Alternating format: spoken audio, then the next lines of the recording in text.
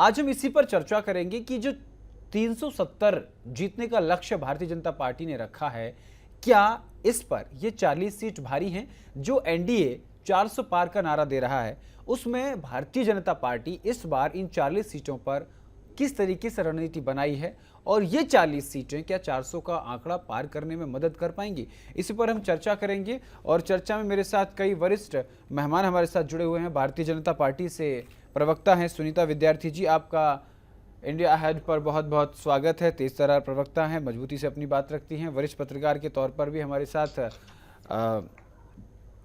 जी नमस्कार। जी मैं आऊँगा अभी आपके पास। अनुराधा शर्मा जी हैं, आम आदमी पार्टी से प्रवक्ता, हमारे साथ जुड़ गई हैं। स्वामीनाथ जायसवाल जी हैं, कांग्रेस प्रवक्ता। सुनील त्रिपाठी जी हैं, पॉलिटिकल एनालिसिस्ट, वो भी हमारे साथ जुड़ गए हैं। चारों मेहमानों का बहुत बहुत शुक्रिया। इस बार चारों को अपना विषय हम एक बार अवगत करा देते हैं। हालांकि आपने देखा कि हमने किस तरीके से पूरा आकलन किया, पूरा विश्लेषण किया, रिपोर्ट दिखाई। इस बार हमारा जो आज जो टॉपिक है वो यही है कि 370 भारतीय जनता पार्टी सीट जीतने का दावा करते। प्रधानमंत्री नरेंद्र मोदी अपनी चुनावी जनसभाओं में ये दावा करते हैं कि इस बार हमने 370 हटाया है तो 370 सीट तो बीजेपी जीत कर आएगी, लेकिन एनडीए 400 के पार। लेकिन साल 2019 के चुनाव पर अगर नजर डाली जाए तो न सिर्फ उत्तर प्रदेश में वो 14 लोकसभा सीट, बल्कि किसी राज्य में 2, किसी में 1 वो सीट हैं जहां पर मजबूत कैंडिडेट बीजेपी ने उतारा। लेकिन आंकड़ा यहां तक कि उत्तर प्रदेश में वाराणसी से सटी जो लोकसभा सीट है, आपको बता दें मछली शहर में टी राम जो है उन्होंने सरोज को हराया था 181 वोटों से। हालांकि टी राम बाद में जो है वो बीजेपी में शामिल हो गए। सुनीता जी, पहला सवाल इसी से रिलेटेड मैं आपसे पूछना चाहता हूं। भारतीय जनता पार्टी ने जो इस बार इन सीटों पर अपने प्रत्याशी उतारे हैं, उसमें मैं आपको 2 सीटों के बारे में बताना चाहता हूं। और क्या इस तरीके से, क्या इसी राजनीतिक समीकरण के जरिए ये 400 का जो किला है ये फतह कर पाए, जिस तरीके से आपकी पार्टी दावा कर रही है और वादा कर रही है पब्लिक से कि इस बार हम 400 पार जरूर जीत के आएंगे? उत्तर प्रदेश की एक सीट है मेरठ से अरुण गोविल को प्रत्याशी के तौर पर मेरठ में उतारा है, लेकिन स्थानीय कार्यकर्ताओं में अंदर खाने विरोध की खबरें आ रही हैं। सुनीता जी।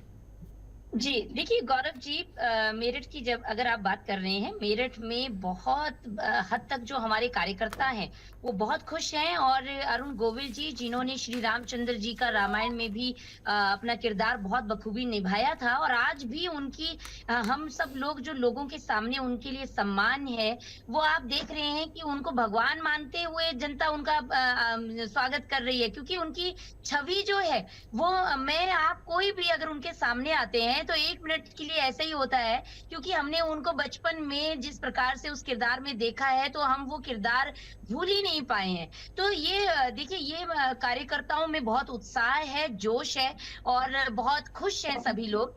जहां तक आंकड़ों की बात आप कह रहे हैं, कंपैरेटिवली अगर आप बात कर रहे हैं, इस बार ज्यादा मतों से हम मेरठ की सीट को बहुत अच्छे तरीके से निकालेंगे और भारी मतों से वहां पे जीत अपनी दर्ज कराएंगे। और जैसे कि आपने सारी सीटों का यहाँ पे लेखा जोखा रखा, तो आपने 50 सीटों का जिक्र भी किया कि वहां पे जो है इस तरीके के आंकड़े रहे हैं। मैं बता देना चाहती हूँ कि 224 हमारी ऐसी सीटें थी जहां पे हमने 50,000 से ज्यादा मतों से अपनी पार्टी को जिताया था। तो ये जो 370 का हम लोगों ने जो लक्ष्य रखा है, बेसिकली देखिए ये जनता जनार्दन का दावा है, जनता जनार्दन का आशीर्वाद है कि अगर आप लोगों ने 370 धारा जो है, जिस प्रकार से आपकी पार्टी ने जो कहा वो वादा निभाया, तो हम लोग आपको 370 सीटें जिताकर भेजेंगे। ये जनता जनार्दन का आशीर्वाद है। दूसरी बात है कि एनडीए जो हमारी पूरा हमारा जो गठबंधन है, हमारी ये कोशिश है कि इस बार जो है हम लोग इस आंकड़े को और ज्यादा आगे लेकर जाएं। और अब की बार 400 पार ये भी जनता का ही दिया हुआ नारा है, जिसे हमने आत्मसात किया है। हमारे प्रत्याशी इस नारे को, क्योंकि जनता का विश्वास हम टूटने नहीं देंगे, और इसी नारे को लेकर हम जनता के बीच में जाकर उनको 400 सीटें देकर देश जो है सुरक्षित हाथों में, जिस प्रकार से माननीय प्रधानमंत्री जी हर वादे को निभा रहे हैं, ऐसे बड़े-बड़े ऐतिहासिक निर्णय जी, उन्होंने लिए हैं, जो पिछले 6-7 दशकों में जिन्होंने इन निर्णयों को हाथ नहीं लगाया और जी, बहुत बड़ी-बड़ी बातें किया करते थे कि ऐसा हो जाएगा, वैसा हो जाएगा। एक डर का माहौल जिस प्रकार से कांग्रेस पार्टी ने किया था, अब आज देखिए कि हर जगह अमन और शांति है, हर जगह भाईचारा है। आप नहीं तो हम पिछले इलेक्शंस की भी याद करते हैं कांग्रेस के ज़माने की, तो आप देखिए कि कितना अंतर अब और तब में है। तो ये दिखाता है कि माननीय प्रधानमंत्री जी पर जनता का अटूट विश्वास है और जनता जनार्दन को जिस प्रकार से हमारे देवतुल्य कार्यकर्ता माननीय प्रधानमंत्री जी को तीसरी बार पुनः प्रधानमंत्री की शपथ दिलाएंगे, उत्तराखंड से पांचों कमल उन्हें भेंट करेंगे। उसके लिए हम दिन रात प्रयास कर रहे हैं, दिन रात हम चाहते हैं कि जहां हमने पिछली बार जो है 10,000 या 1 लाख मतों से हमने बढ़त बनाई, इस बार हम 5 लाख का हमारा लक्ष्य है। तो इस प्रकार से हमारी सारी सीटें जी, हैं, उत्तर प्रदेश की जी, जितनी सीटें आपने यहाँ पे बताई, जी, तो तमाम जगहों पे हमारा बहुत अच्छा विश्लेषण है।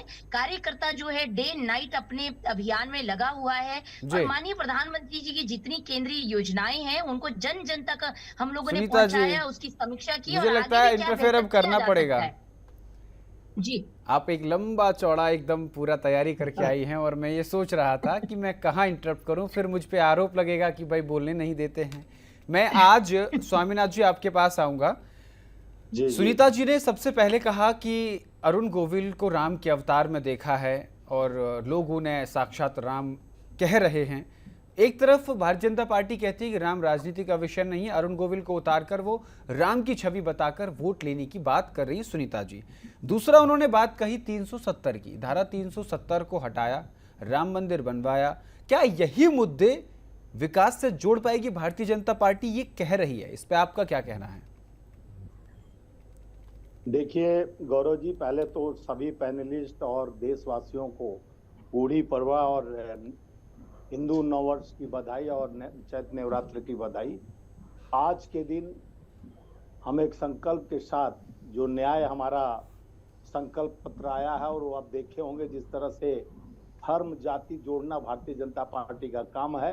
हमारे न्याय पत्र को, ये मुस्लिम लीग का कहते हैं न्याय पत्र है, ये मुस्लिम लीग का इसमें ये आता है। दूसरी बात, आप जो आपका आज का टारगेट है 50,000 से कम वोटों, कहीं 1800, 1400, 1200, 181 वोटों से जीती हुई भारतीय जनता पार्टी आज 137 सीट इन्होंने चेंज कर दिया पूरे लोकसभा में। दिल्ली के 7 सीट में 6 सीट चेंज करने का नौबत आ गया इनके अंदर। नहीं, 7 चेंज नहीं किए हैं, 7 चेंज नहीं किए हैं। 7 में 6 बोला भैया, आप सुनते कम है, आप कान में ढीक से लगा लीजिए। मैं बोला 7 में से 6 चेंज किए हैं। जी जी, एक मनोज थोड़ा तिवारी माइक का राज है। आवाज थोड़ा पीसीआर बढ़ा दे मेरा। आवाज अपना बढ़वा लीजिए। बढ़वा है। मैं बोल रहा हूँ वही 7 में से 6 सीट चेंज किया गया है। जी। टोटल 137 सीट चेंज किया गया।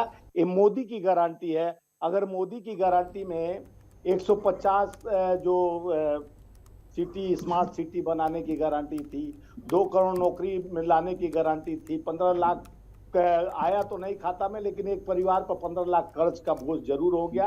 महंगाई की मार, बढ़ते हुए व्यापार, बढ़ते हुए दुराचार, नहीं रह गया सरोकार। ये भाजपा का बढ़ा व्यापार, मित्रों को 16,000 लाख करोड़ दे दिए उपहार। बस यही है सरकार की योजना। जो 370 का 370 धारा हटा दिए। हमारे खड़गे जी बोले 370 धारा राजस्थान में उस पर कटाक्ष किया गया। देखिए 370 धारा हटाएंगे, उसको उसका फायदा किसको मिलेगा? इनके व्यापारी मित्रों को। वहां इंडस्ट्रीज लगाएंगे, वहां बोले कि अमन चैन और शांति है। सेना क्यों नहीं हटा लेते हैं? आप अग्निपथ अग्निवीर योजना ले आए, जो 15 लाख प्रति वर्ष आर्मी में बहाली चल रहा था, वो बहाली बंद करके अग्निपथ अग्निवीर जो सियाचिन के बॉर्डर पर -25 और चाइना के बॉर्डर पर, वो अग्निवीर वाले अग्निपथ वाले जाके थोड़ी ना बॉर्डर संभाल पाएंगे। कई मुद्दों को, और जीएसटी जिस तरह से हमारा एक आता है वाशरमैन, वो बोला कोयला कोयला पर भी जीएसटी लगा दिया गया, लकड़ी पर भी जीएसटी, दूध मलाई पनीर पर तो लगाया गया, कफन तक पर जीएसटी लगा दिया गया।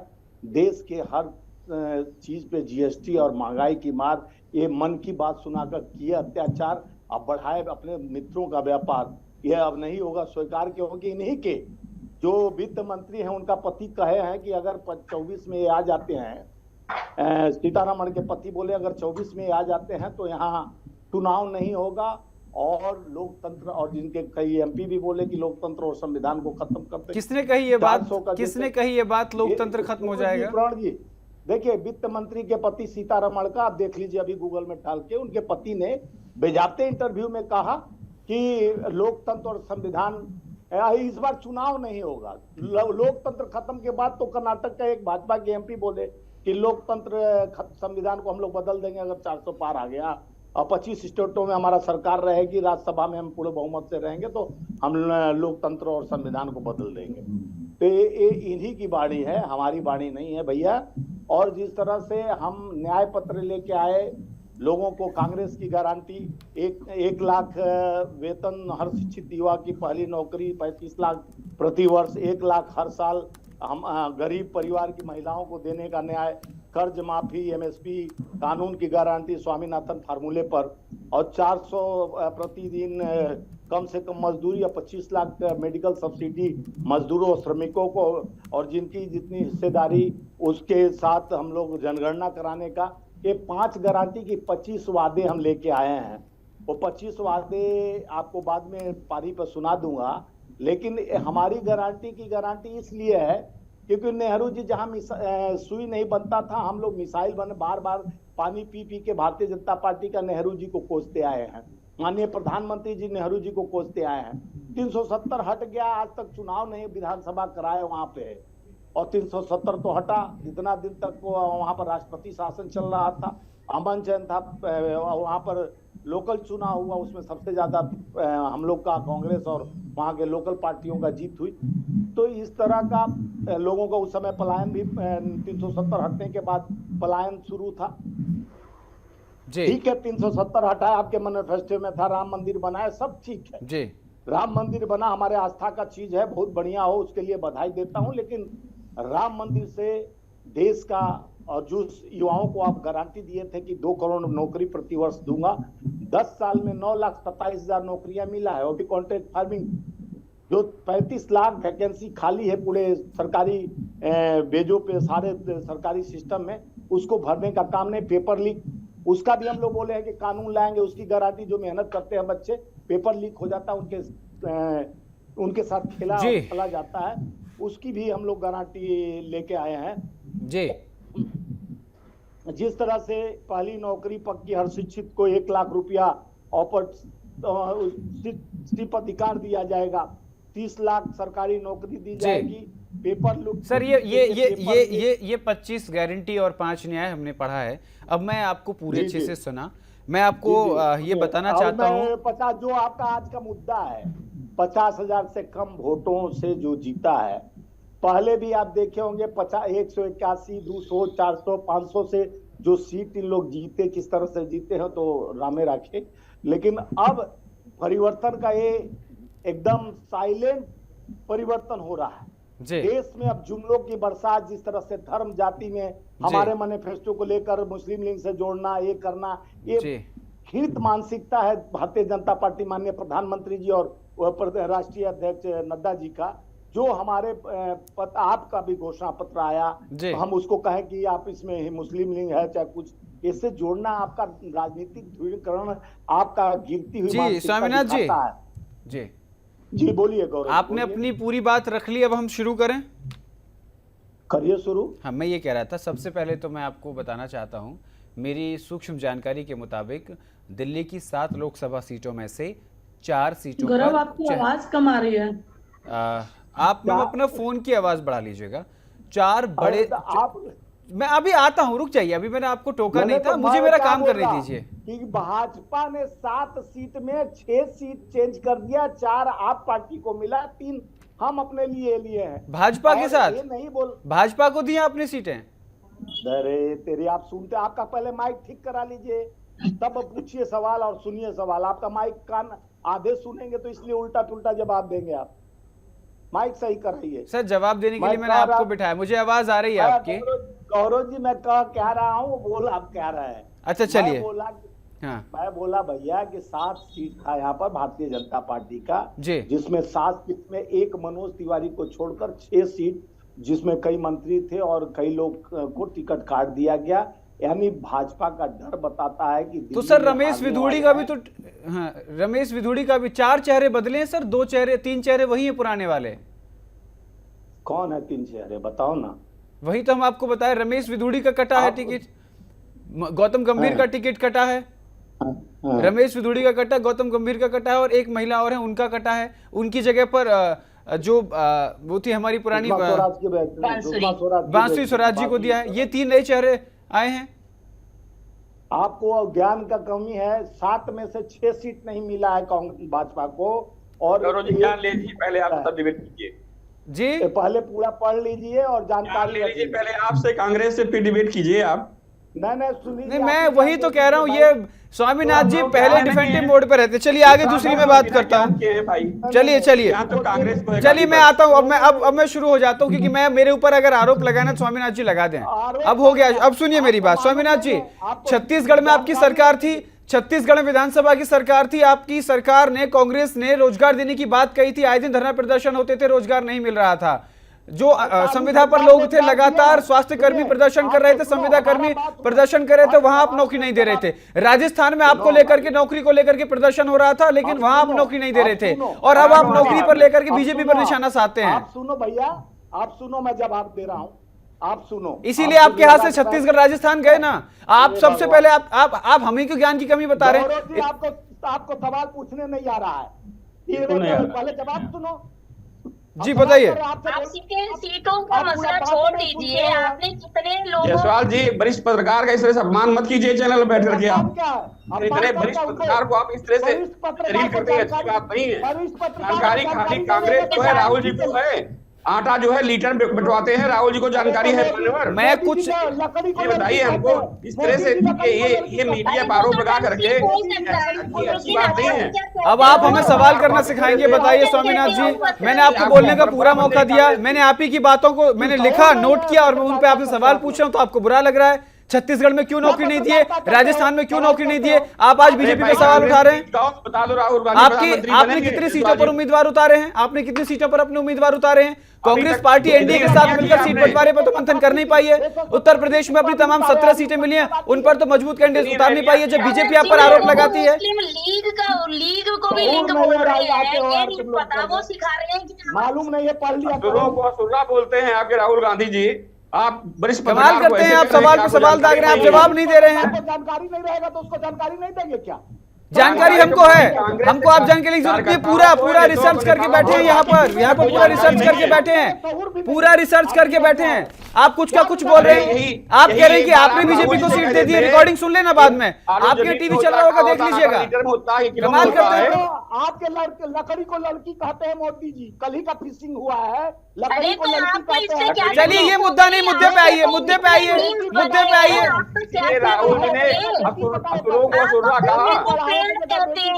चलिए मुद्दे पे आइए। मुझे पता है दिल्ली में भारतीय जनता पार्टी सिर्फ 4 सीटों पर बदले। मुझे इनसे ज्ञान लेने की जरूरत नहीं है, मुझे जायसवाल जी से ज्ञान लेने की जरूरत नहीं है।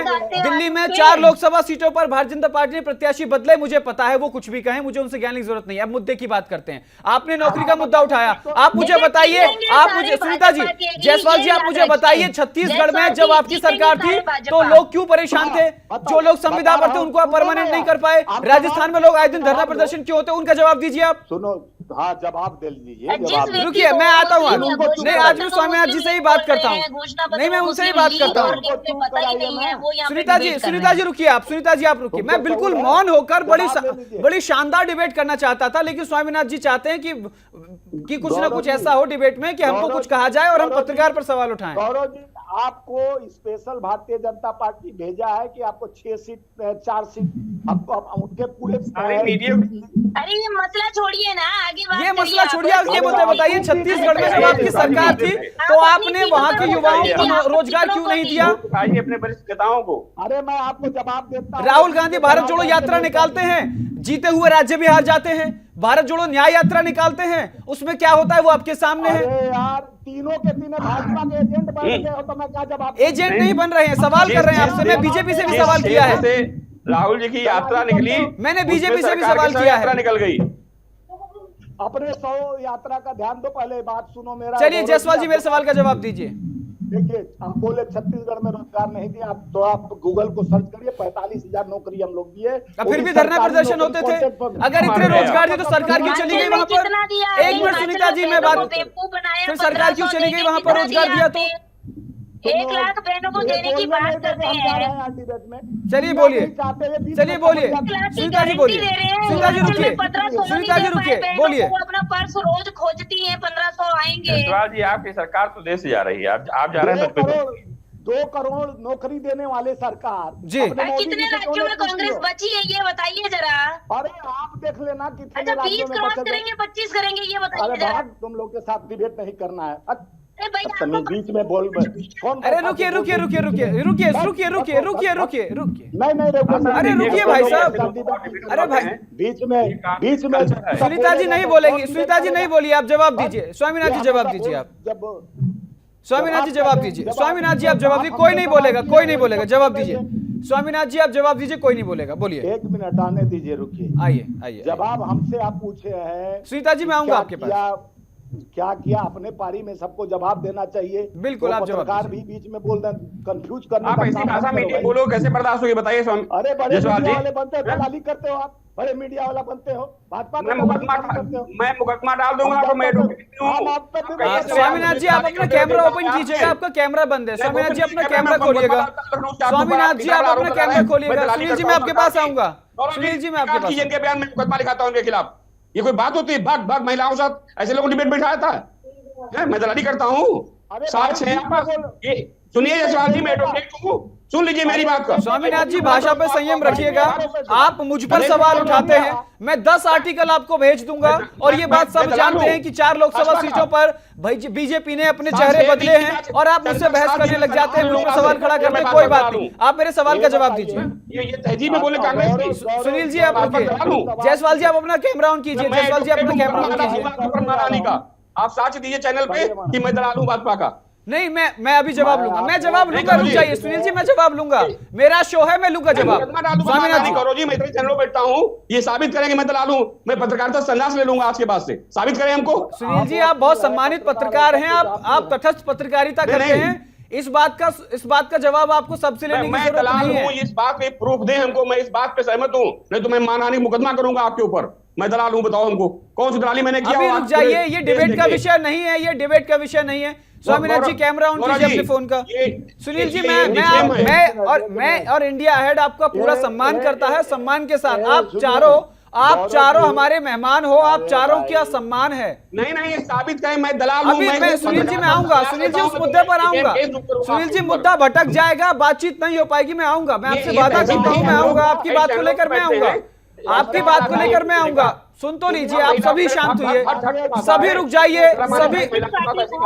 डायरिया है इस तरीके का। जी स्वामीनाथ जी मेरी बात सुनिए। देखिए बड़े संयम तरीके से इस बात हम डिबेट कर रहे हैं, बड़े संयम तरीके से आप जवाब दीजिएगा।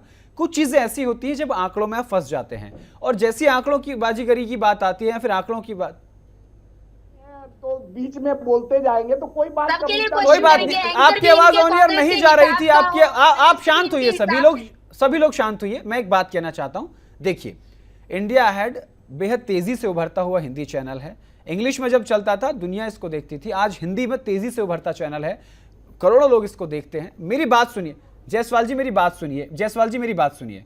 मैं आपके पास आऊंगा, आप जब मेरे साथ जुड़े हैं, जब मेरी डिबेट में बैठे हैं, आप मुझ पे सवाल खड़ा करते हैं, मुझे कोई आपत्ति नहीं है, मेरे ज्ञान पे सवाल, कोई बात नहीं। अब सुन लीजिए, लेकिन जब हम चर्चा करते हैं तो हम पांचों लोग इस स्क्रीन पर मौजूद हैं और हमको दर्शक देख रहे हैं, लोग देख रहे हैं। हम पांचों का अपना व्यक्तिगत सम्मान है, यहां पर व्यक्तिगत टिप्पणी नहीं करनी चाहिए थी। मैं आपसे निवेदन करता हूं, आपने जो हमारे वरिष्ठ पत्रकार आदरणीय सुनील त्रिपाठी जी को जो आपने भाजपा का दलाल का, उसके लिए आपको माफी मांगनी चाहिए। उसके बाद हम इस डिबेट को आगे ले जाएंगे। कोर्ट मांगे, जैसे राहुल जी कोर्ट माफी मांगते हैं, मैं कोर्ट माफी मंगवाऊंगा। सुनील जी रुकिए। सुनील भाई को मैं पिछले बार भी बोला कि बीच में देखिए क्या है कि डिबेट में आदमी का माइंड इधर से उधर नहीं करना चाहिए। जो आपका समय है आप अपना, मैं हाथ जोड़ कह रहा हूँ, आप साबित कीजिए हमको दलाल हैं। हाथ जोड़ के कह रहा हूँ कि बीच में मत बोलिए। वो नहीं बोलेंगे, उनसे माफी मांगिए। जायसवाल जी, आप उनसे माफी मांगिए। मैं भी बैठी हूँ। आपके पास भी मैं आऊंगा, अनुराधा जी आपके पास आऊंगा भी, आप देख ही रहे हैं। स्वामीनाथ जी जब भी मेरे डिबेट में जुड़ते हैं, ये इनका रिकॉर्ड रहा है, मैं रोजाना 7 बजे का शो करता हूं। स्वामीनाथ जब भी मेरे साथ जुड़ते हैं, इनके साथ चर्चा करने में मजा आता है। ज्ञानी पुरुष हैं, उल्टा सीधा बोलना, दूसरों का अपमान देखिए जायसवाल जी ज्ञानी पुरुष हैं, कांग्रेस पार्टी को प्रमुखता से अपनी बात रखते हैं, उस पर करेंगे चर्चा पे आते हैं, चर्चा पे सुनिए चर्चा पे आते हैं, चलिए चर्चा पे आते हैं। स्वामीनाथ जी आपने नौकरी को लेकर सवाल उठाया, उस पर मैं आपके पास आऊंगा। आम आदमी पार्टी के पास मैं जा रहा हूं। आम आदमी पार्टी जो कभी कांग्रेस को हटाकर दिल्ली की सत्ता पर काबिज होती है, पंजाब में कांग्रेस को हटाकर अपनी सरकार बनाती है, उसके बाद कांग्रेस के साथ ही वो दिल्ली में गठबंधन करती है। आज का हमारा जो विषय है वो ये है कि 370 पर 40 सीट भारी हैं क्या? आम आदमी पार्टी ने अपने प्रत्याशी उतारे हैं, मजबूती के साथ वो लड़ रहे हैं, तो किस तरीके से भारतीय जनता पार्टी की 370 का जो लक्ष्य है उसको रोकने के लिए आम आदमी पार्टी की तैयारी क्या है? उसके बाद स्वामीनाथ जी मैं आपके पास आऊंगा, फिर सुनील जी से आपसे इसका विश्लेषण कराऊंगा। अनुराधा जी। देखिए गौरव जी, मैं पूरी चर्चा सुन रही थी और बहुत गर्म स्वभाव से सारी चर्चा हो रही थी। बहुत देर से आपने मुझे मेरी बात रखने का मौका दिया है।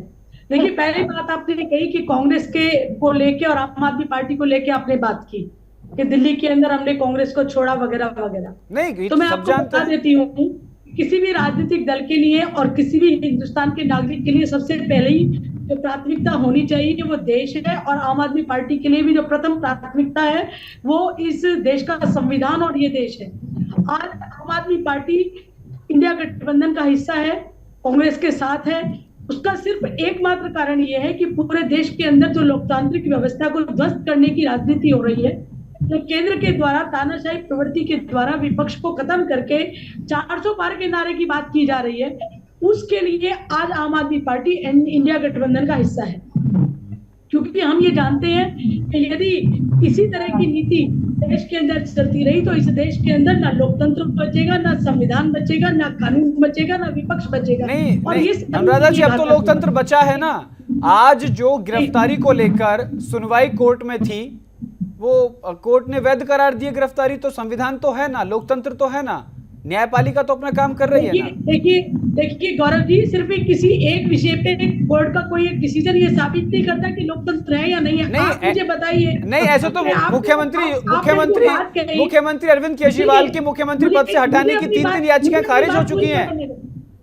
मुझे अपनी बात रखने दें, मैं आपकी हर बात का जवाब दूंगी। आप मुझे बताइए कि इस देश के अंदर 3 में से 2 चुनाव आयुक्तों की नियुक्ति जो है वो नरेंद्र मोदी जी की सहमति से और उनके अनुसार होती है। क्या ये लोकतंत्र बचने की बात है? अधीर रंजन चौधरी भी उस बैठक में शामिल थे।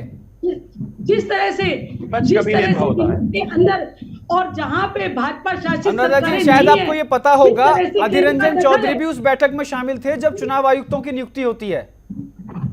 नहीं, फिर एक चुनाव आयुक्त ने इस्तीफा क्यों दिया? किस दबाव में इस्तीफा दिया?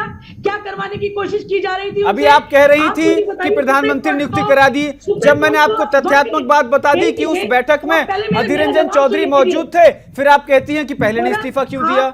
गौरव, आप मेरा जवाब सुनिए, फिर मैं आपका अगले सवाल का जवाब दूंगी। आप मुझे बताइए क्यों दखल करना पड़ा सुप्रीम कोर्ट का ईवीएम के मामले में?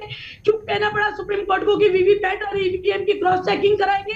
क्यों 15,000 कंप्लेंट गई सुप्रीम कोर्ट में? आप मुझे बताइए क्यों भ्रष्टाचारियों को बीजेपी ज्वाइन करने के बाद में क्लीन चिट मिल जाती है? क्यों कन्विक्शन से पहले सुनीता जी उसका जवाब देंगे। कानून के अंदर अमेंडमेंट करके और आरोपों के आधार पे चुने हुए प्रतिनिधियों को अंदर करने की राजनीति की जा रही है। चलिए ये सब लोकतंत्र को बचाने की प्रक्रिया है।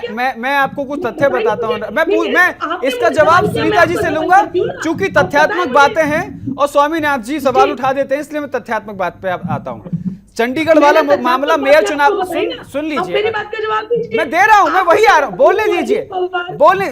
मैं बीजेपी का प्रवक्ता नहीं हूं जो आपके सवाल का जवाब मैं दूंगा, सुनीता जी से लूंगा, लेकिन कुछ तथ्यात्मक बातें हैं उनको मैं आपको बताऊंगा। जैसे जब चंडीगढ़ मेयर चुनाव होता है तो उसमें सुप्रीम कोर्ट की दखल होती है, सुप्रीम कोर्ट उसमें आते हैं, सुप्रीम कोर्ट उसमें सुनवाई करते हैं और उसमें निष्पक्ष तरीके से फैसला आता है। आम आदमी पार्टी खुश होती है, उनके पक्ष में फैसला आता है। सुनिए, तब लोकतंत्र जिंदा था, तब न्यायपालिका जिंदा थी, तब आम आदमी पार्टी का भरोसा लोकतंत्र पे होता है। उसके बाद बिल्कुल हमारा आज भी कानून के ऊपर भरोसा है, हमारा आज भी कानून के ऊपर भरोसा है, तभी संजय सिंह जी बाहर आए हैं।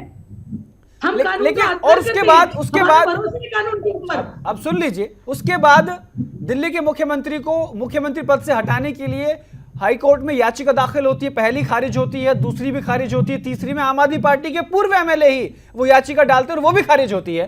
तब आम आदमी पार्टी कहती है न्यायपालिका जिंदा है, लोकतंत्र जिंदा है। उसके बाद संजय सिंह जमानत पर बाहर आते हैं, जमानत पर बाहर आते हैं और कहते हैं कि कोर्ट, आप इस्तीफे की बात कर रहे हैं, आप इस्तीफे की बात कर रहे हैं। मणिपुर चल रहा था, महिलाओं, अब आप मणिपुर चले गए, कमाल है अनुराधा जी, कमाल है। नहीं मैं अभी आप दिल्ली पे रहिए ना, अभी तो दिल्ली में थे, अभी लोकतंत्र और न्यायपालिका पे बात कर रहे थे, अभी आप लोग अभी मणिपुर पे, ये मणिपुर का मुद्दा कहां से आ गया? ये मणिपुर का मुद्दा कहां से आ गया? आप इस्तीफे की बात कर रहे हैं ना, मैं वो बात कर रहा हूं। मैं बीजेपी की नहीं, मैं तथ्यात्मक बात कर रहा हूं, जो मैं वो बात कर रहा हूं जो आम आदमी पार्टी के हित में हुआ है, मैं वो बात कर रहा हूं। चलिए सुनीता जी जवाब दीजिए, लोकतंत्र की हत्या करने की बात जो है अनुराधा शर्मा जी कर रही है। अनुराधा जी जो जिस तरीके से बावलापन दिखा रही है, लगता है कि ये लोग वही बात है, कड़वा थू थू और मीठा गम गम। अगर संजय सिंह का अंदर चला गया तो क्यों गया, बाहर आ गया तो बहुत अच्छा हो गया लोकतंत्र। आप बताएंगे ना मुझे, मैं आपको बोलने नहीं दूंगी, पहले आप अपनी भाषा को ठीक करिए। अनुराधा जी अभी आप जिससे बोलने की वकालत कर रही थी, हमारे देश अभी आप खुद बदतमीजी से बात कर रही है। अभी आप वकालत कर रही थी कि ठीक से बात करिए, अभी आप खुद बदतमीजी से बात कर रही है। आप तमीज से बात करना सीखिए पहले।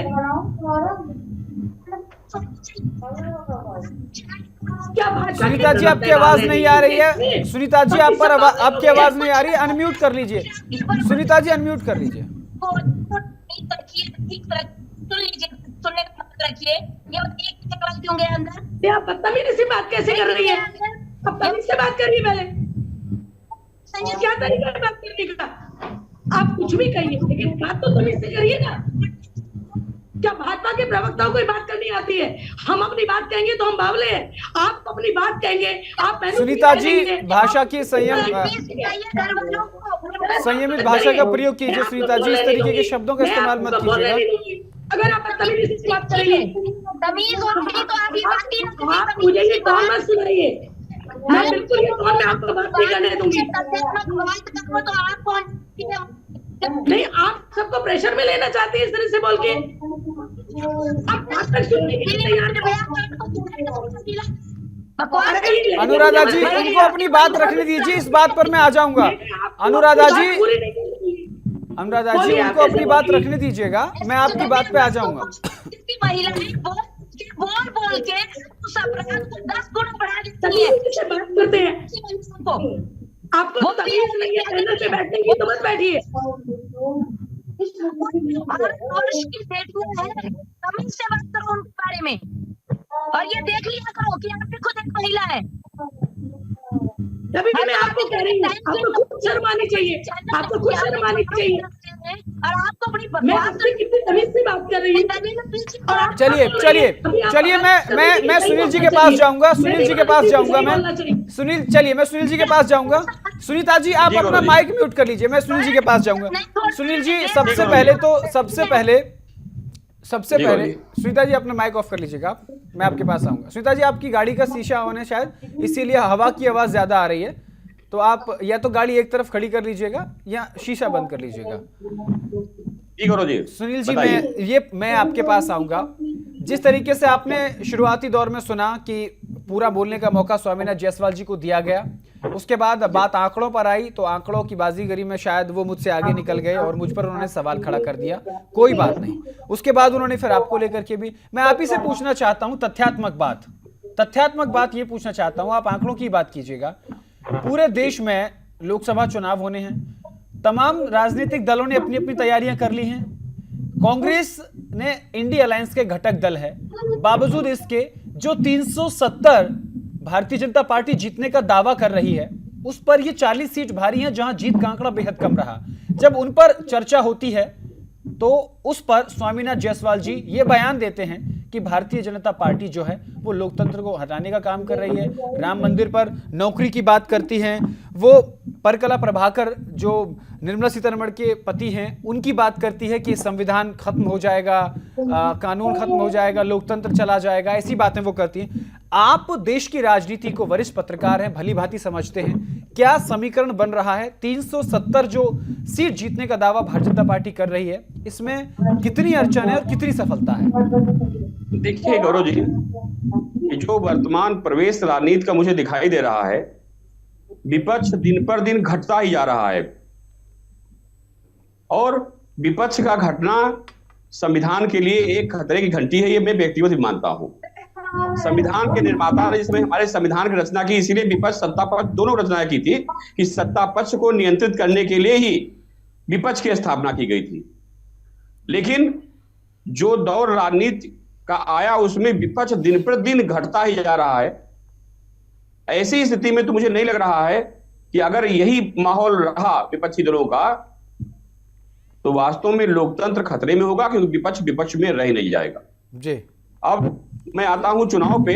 आप देखिए कि भारतीय जनता पार्टी आज से नहीं, जिन सीटों पर हारी है या कम वोट पाई है वहां भी चिंतन करती है और जहां जीती है उस पर भी चिंतन कर रही है कि हम कैसे इन वोटों को अपनी बरकरार रखें।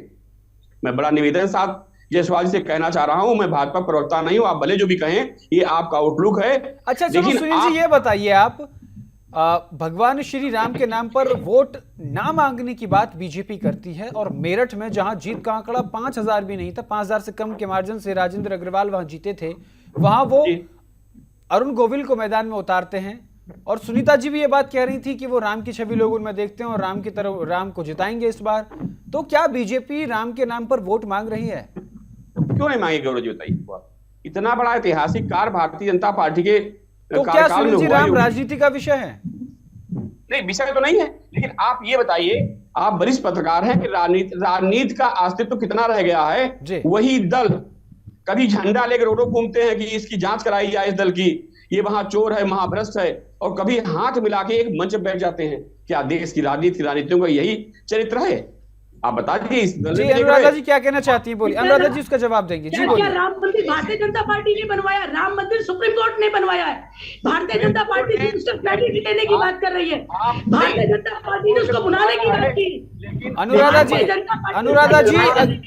जी ये बात सार्वभौमिक सत्य है और सभी देश जानता है, पूरा देश जानता है कि सुप्रीम कोर्ट के आदेश के बाद ही राम मंदिर बना है। लेकिन आपको यह भी पता होगा कि साल 1949 में जो मूर्तियां वहां प्रकट हुई थी उनको हटाने का आदेश तत्कालीन प्रधानमंत्री ने दिया था। वो किस पार्टी से थे? कार सेवकों को गोली चलवाने वाले कौन थे? योगी जी के नेतृत्व में ही मंदिर का जीर्णोद्धार हुआ कि नहीं हुआ, हम नहीं, पूरा देश कह रहा है। और आपको 22 जनवरी की सीन याद कर लीजिए इस देश में। गौरव जी मैं गलत बोल रहा हूं तो बताइए। क्या बात करते हैं? मैंने देखा है किनारे लगा रहे थे, आप कहाँ राजनीति नहीं करते? अरे आपके तो कैंडिडेट विष्णु का अवतार बताते हैं मोदी जी को, आप कहाँ धर्म का इस्तेमाल नहीं करते? आपके पास है क्या?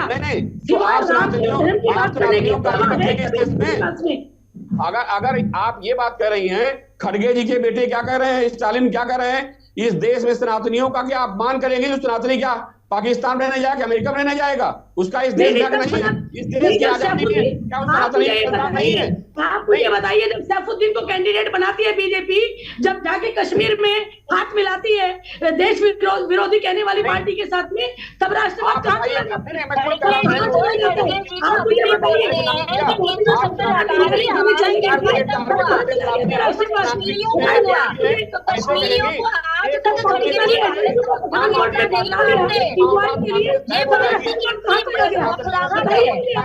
जब कर्नाटक के अंदर आप बनाने वाली पार्टी के साथ चलिए बस अब रुक जाइए, तीनों रुक जाइए। सुनील जी रुकिए, सुनील जी रुकिए, अनुराधा जी रुकिए, सुनीता जी मेरी बात सुनिए, सुनीता जी मेरी बात सुनिए, सुनीता जी मेरी बात सुनिए। सुनीता जी मैं काफी इंतजार करता हूं, उसके बाद बोलना शुरू करता हूं। मैंने तीनों को सुना। जहां तक सुनील त्रिपाठी जी की जो बात है वो तथ्यात्मक है। स्टालिन ने सनातन के विरोध में बयान दिया, खड़गे जी के पुत्र ने सनातन के लिए क्या कहा ये सुना, राम मंदिर में प्रतिष्ठान के समारोह में जाने को मना किया गया। ये बात अभी सुनिए, आप सुन नहीं रही है, ये भी सुना था, आप सुन तो लीजिए, स्वामीनाथ जी के पास जाता हूँ, छोड़िए मैं स्वामीनाथ जी के पास जाता हूँ, स्वामीनाथ जी मुझे बताइए। चलिए कोई नहीं, मैं इसी पर जवाब कांग्रेस की प्रवक्ता से ले लेता हूं। आपकी पार्टी के तेज तर्रार प्रवक्ता, जिन्होंने बीजेपी के कई बड़े प्रवक्ताओं को टक्कर दी और वो वीडियोस दुनिया भर ने देखी और गौरव वल्लभ के उस बात को सराहा गया, वही गौरव वल्लभ आज कांग्रेस पर हमलावर होते हैं और वो कहते हैं कि यह पार्टी सनातन विरोधी है, यह पार्टी राम विरोधी है। आखिर ये बताइए, देश को किस दिशा में कांग्रेस पार्टी ले जा रही है? आखिर वो क्यों कहते हैं ये बात? स्वामीनाथ जी देखिए गौरव भाई, जब पार्टी आदमी छोड़ता है तो अपने घर को ही गाली दे के निकलता है जी। और जो सुनील भाई को अगर मेरे से कोई भी तकलीफ हुआ उसको मैं माफी मांगता हूँ, बड़े भाई हैं। चलिए सुनील जी माफ कर दीजिएगा, उन्होंने माफी मांग ली है। हम लोग तो मीडिया का आदमी है, गाली भी खाते, लाठियां भी खाते, अपना काम करते हैं, इसलिए हम डिबेट है हमारा। लेकिन नहीं तो मेरा पेशा है, कहीं लाठियां तो सभी को खानी पड़ेंगी अब देश में, लाठियां तो सभी खा रहे हैं, कोई दिक्कत नहीं है। चलिए स्वामीनाथ जी अपनी बात पूरी कीजिए, स्वामीनाथ जी बात पूरी कीजिए। देखिए, राम की बात हुई और राम के कर्मों पर भी चर्चा हो जाना चाहिए। राम ने हमेशा सत्य और अहिंसा के साथ अपने माँ और पिता के वचनों को निभाने के लिए त्याग तपस्या किया और उन्होंने एक दुराचारी को खत्म करने का, जो अहम और अहंकार में पल रहा था रावण, जो माँ सीता को हरण करके ले गया और जिसको अतिताई को खत्म किए। और आज जो राम का नाम लेकर राम सर्वत्र में, हमें तुम में खड़क खम में हर विरासत में राम है। राम को कर्नाटक में भी गए थे हमारे माननीय प्रधानमंत्री जी हनुमान को लेके। माननीय हनुमान जी ने अपना कलयुगी रूप दिखाया कि देखो ये हम आपके साथ नहीं है। 50% जो भ्रष्टाचारी हैं उनको हटाया गया। जो जनार्दन द्विवेदी को इन्होंने निकाल के, जो 4 बार सीबीआई केस में अंदर गए थे, उनको फिर वापस ले लिया, फिर सम्मान दिया।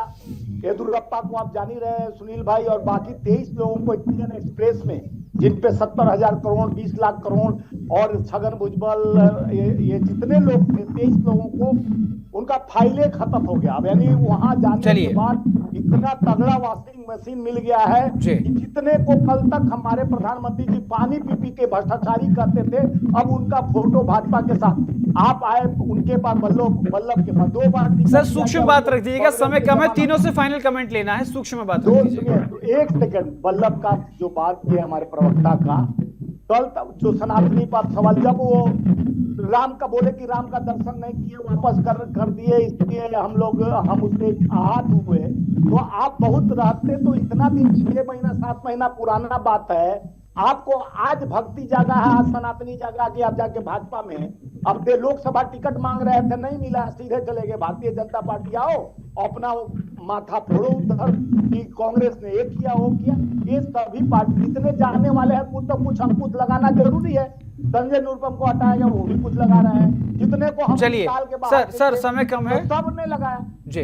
हेमंत विश्व शर्मा भी बोले कि राहुल जी बिल्कुल, तो किसी पर ब्लेम देकर लोग जाते हैं तो ब्लेम देते हैं, लेकिन जिसको आप भ्रष्टाचारी 70,000 करोड़ 20 लाख करोड़ टक्की पिसिंग एंड पिसिंग कहते थे, उनका दाग साफ हो गया। ये भाजपा की और मोदी जी की गारंटी है। इस गारंटी अनुराधा जी फाइनल कमेंट के लिए आपके पास आऊंगा, सूक्ष्म में अपनी बात रखिएगा। भारतीय जनता पार्टी का जो ये विजय लक्ष्य है, बीजेपी 370 और एनडीए 400 पार, इसको रोकने की आपकी क्या तैयारी है? इंडिया अलायंस की क्या तैयारी है?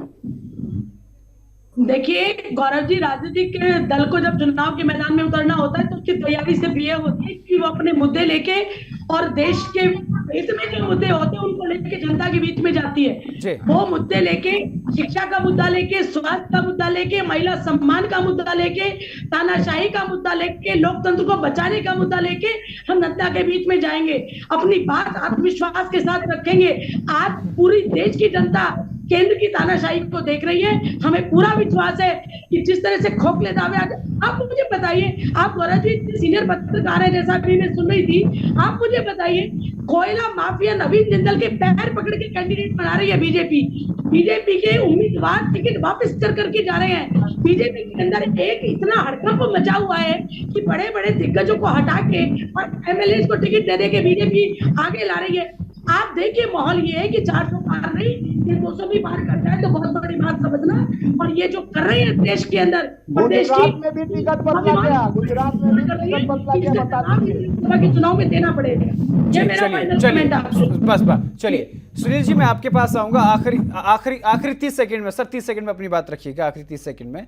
और मैं हाँ, आवाज आ रही है। बहुत लंबा समय नहीं है 4 जून का जी, किसके कितने दावे सही कितने गलत हैं, 4 जून को तब पिक्चर क्लियर हो जाएगी। चलिए ठीक है, बस आप यही कहूंगा जी। सुनीता जी, 40 सीटों पर आपकी क्या तैयारी है? क्योंकि वह प्रत्याशी भी बदले हैं, ज्यादातर सीटों पर प्रत्याशी बदल दिए हैं। कहीं ना कहीं बीजेपी को अनुमान था कि 40 सीट हमारे 400 के पार के आंकड़े में बाधा बन सकती है। देखिए ऐसा है, ये जो 40 का आंकड़ा है, इसमें भी आप भाजपा को ही देखेंगे और भारी मतों से उन 40 सीटों पे हम लोग जीतेंगे। ये जो बार बार कार्यकर्ता बदलने की बात कर रहे हैं, देखिए भारतीय जनता पार्टी का कार्यकर्ता वहां पे प्रत्याशी के रूप में, अब जनता उनको श्री राम जी की उपाधि दे, श्री कृष्णा जी की दे, वो तो उनके ऊपर है, क्योंकि हम तो देव तो जनता से यही करते हैं। मोदी जी को वोट दीजिए और ये जो गठबंधन। ठीक है सुनीता जी, बहुत बहुत शुक्रिया। सुनीता विद्यार्थी जुड़ने के लिए, सुनील जी आपका भी, स्वामीनाथ जायसवाल जी भी आपका बहुत बहुत शुक्रिया, अनुराधा शर्मा जी आपका भी बहुत बहुत शुक्रिया मेरे साथ जुड़ने के लिए। तो पूरी चर्चा का लवोलुआब यही है कि आज भारतीय जनता पार्टी जो है वो कांग्रेस युक्त हो गई है, ऐसा कांग्रेस के प्रवक्ता कहते हुए नजर आ रहे हैं। साफ तौर पर आम आदमी पार्टी भी भारतीय जनता पार्टी पर कांग्रेस के बड़े नेताओं को टिकट देने का आरोप लगा रही है। तो वहीं दूसरी तरफ जहां धारा 370 को हटाकर 370 सीटों पर जीतने का दावा भारतीय जनता पार्टी कर रही है, तो वहीं दूसरी तरफ जो 2019 के लोकसभा चुनाव में 40 सीटों पर संकट के बादल मंडरा रहे थे, बहुत कम मार्जिन से बीजेपी ने जीत दर्ज की, उन तमाम सीटों पर प्रत्याशी जरूर बदल दिए हैं, लेकिन आत्मविश्वास भारतीय जनता पार्टी का वो 7वें आसमान पर है। वो 400 पार के लक्ष्य को हासिल करने के लिए पूरा दमखम लगा रही है और जीतने का दावा भी कर रही है।